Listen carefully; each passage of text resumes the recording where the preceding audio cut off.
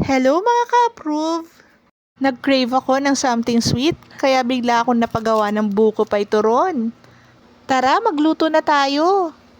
First ay gumawa muna ako ng cornstarch slurry, gamit yung 1/2 cup ng cornstarch at 1 cup ng coconut water.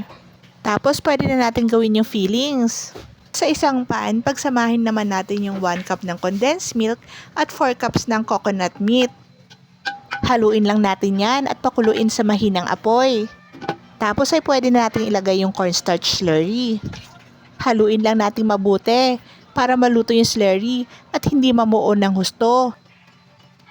Tapos lagyan natin ng konting asin pangbalanse ng tamis. Lagyan na rin natin ng cheese para makadagdag siya ng linamnam. Haluin lang natin ng haluin para naman hindi siya mamuo. Pagkatapos niyan, pwede natin balutin gamit ang lumpia wrapper. Pagkatapos natin balutin, pwede na natin i-fry. Prituhin natin sa kumukulong mantika yung binalot nating buko pie filling. Tapos, hintayin natin mag-golden brown yung magkabilang side. And then, pwede na natin siyang i-serve. O, diba? Ang dali lang gawin. Solved na naman yung merienda natin. Crispy na, super sarap pa.